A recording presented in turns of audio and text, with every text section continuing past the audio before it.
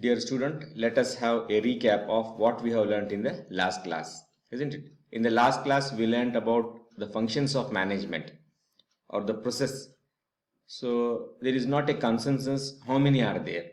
Some have told that there are 4 functions, some have told 5, some have told 6, and some have 7. So according to Newman, in the last class we learned, he stated there are 4 functions: organizing, planning, leading, and controlling. Whereas Henry Fayol told that there are 5 functions of management: planning, organizing, commanding, coordinating, and controlling.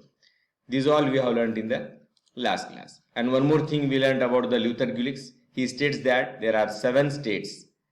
As acronym he has given POSDCORB: planning, organizing, staffing, directing, coordinating, reporting, and budgeting. So in today's class also we will see a few more details about these things. So what is the planning? What actually planning is? So planning is who will do, what we have to do, when we have to do, where we have to do, why we have to do, and how we have to do, isn't it? So in a nutshell, you will get what actually planning is: who, what, when, where, why, how, isn't it? So the definition given is: planning is the function that determines in advance what should be done, isn't it? What should be done? What is the purpose, isn't it? So it is the determination of what to be done, how and where it is to be done, and who is to do, and how the results are to be evaluated. So that is a brief and very compact definition of the planning. Planning is the function that determines in advance what should be done. It is the determination of what is to be done, how and where it is to be done, who is to do, and how results are to be evaluated. So next is organizing. What is organizing? To organize a business is to provide it with everything useful to its functioning. There are 4 basic things: personnel, raw materials, tools, and capital, isn't it?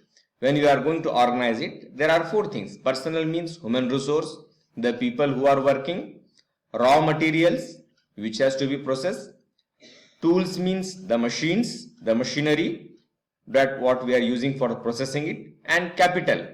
Capital means we cannot start any business without any investment, isn't it? There is a capital investment, means money. So there are 4 things: personnel, raw materials, tools, and capital.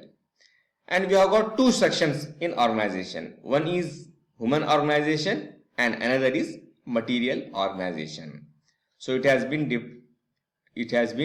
made two sections are there.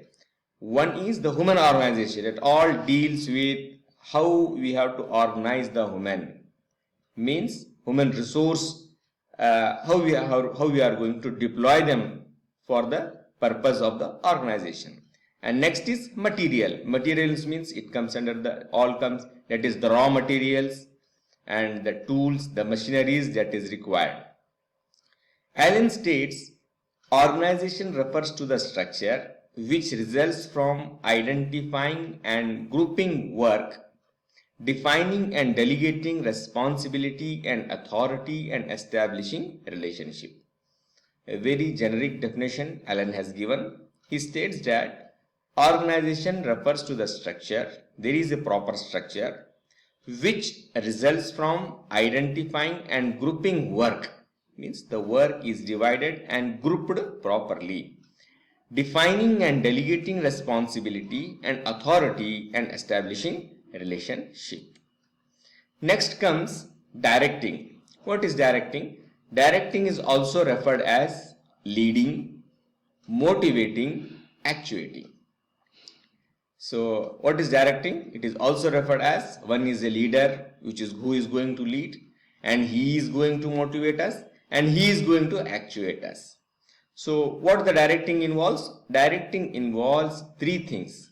First is communication, second is leadership, and third is motivation.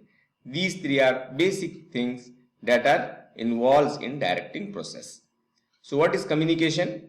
So there should be a proper communication among all the people, means there should be proper coordination and cooperation among the people, those who are working. And there should be one leader who leads the mission, who has got the goals to be done. So a leadership, communication, leadership and motivation. Every organization, it requires a motivation.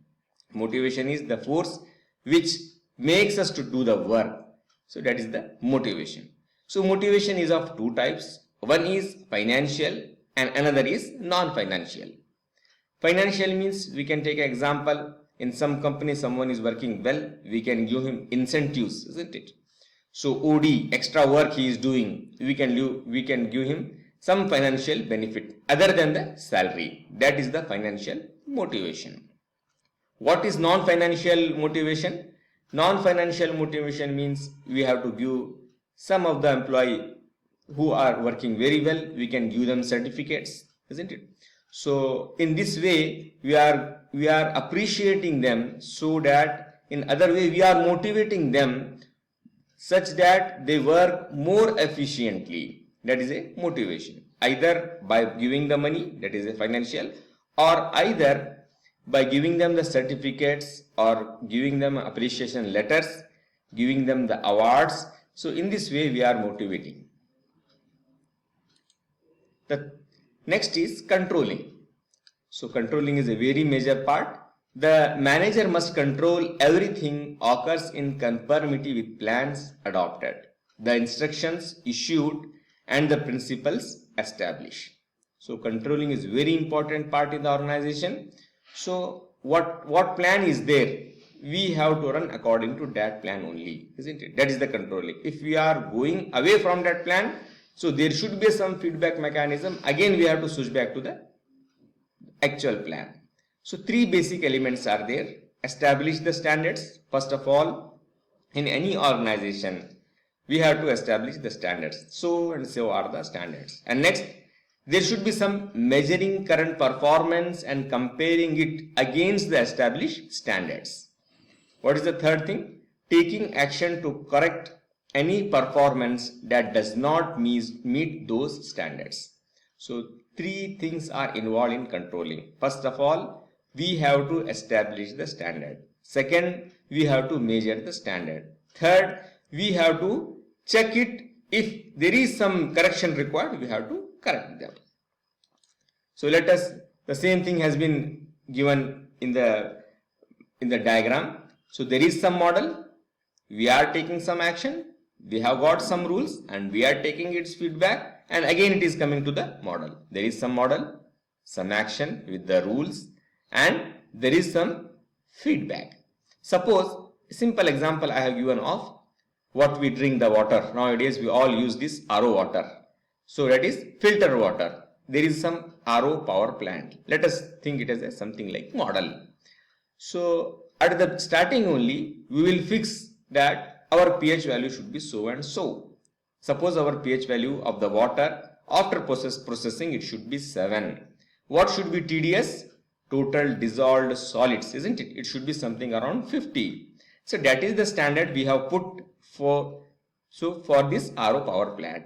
Suppose after processing, if we get the water which pH value more than 7 or less than 7, it has to be corrected. If TDS, what we have decided, it is not appropriate, then again we have to correct. That is nothing but the control mechanism. The whole thing should be controlled properly. Then only our purpose is properly served. So next is innovation. So these days, it is not necessary for any organization to grow bigger, but it is necessary it constantly grows better. This makes innovation an important function of a manager. Innovation means creating new ideas which may either result in the development of new products or finding new uses for the old ones. Innovation should be a part of planning. So in all organizations, in all the companies, now it is very much necessary that there should be an innovation. Without innovation, we cannot stand in the market.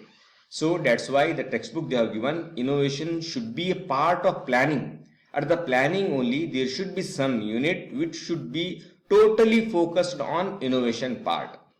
What is innovation? Innovation is nothing but we have to apply our mind with whole and soul, with whole, we have to come up with some creativity, some new ideas, such that the customer should be very much satisfied, or the end user, whatever product we sell in the market, it should be very much easily it can be sold out. So there are so many examples. A simple example I have given of the banking. We all know that earlier there were banks. We used to stand in a long queue to deposit the money as well as to get the money. Now the innovation, it has come through so many technologies, computer technology and network technology and so many things, that we have got now e-banking, isn't it? Earlier there were just banks. I think 20 or 15 years ago they installed the ATM machines, isn't it? Automatically the machine. And what is e-banking? From our mobile we can send the money, isn't it? So from our system itself, we can, so many things we can pay the bills, so many things we can do. That is nothing but innovation. The basic thing, that is banking, but we have made it e-banking, internet banking, isn't it? So everything, it has become very much easier for us, very much easier for us. So if there is some old bank and a bank which offers some internet facilities, obviously the customers will opt for e-banking only, for the internet banking, for the new banking, isn't it? So that is the thing. Means this is just simple example. As we all know that we are fond of the mobiles, isn't it? So this innovation plays a very important role. So and so mobile has got so many features, then we will switch to that phone only, isn't it? So in this way, innovation is playing very important role in the business and management, where there is a new idea which is which makes the product to sell like a hot cake, isn't it? So that is nothing but innovation. Now it has become a part of planning. So, and for most important thing is representation, isn't it? Suppose we are running some company, we are running some institute, we are running so and so, but the thing is, it is required for the manager to represent organization in a better way before the outside world, isn't it? Before the society, before the government, before the stakeholders, whatever we are doing, isn't it? The whole process of management is nothing but the planning, organizing, leading and controlling, as shown in the diagram. The whole management process is, first of all, we plan, we organize it, there is some leader which is going to lead us, there is a controlling, we are properly controlling the standards, and the whole thing, that is nothing but the management process. But the thing is, whatsoever we are doing, how we are being projected to the outside world, that is nothing but the representation. So it is required for the manager to represent organization in a better way before the outside world. It is also a responsibility of the manager. Okay, thank you.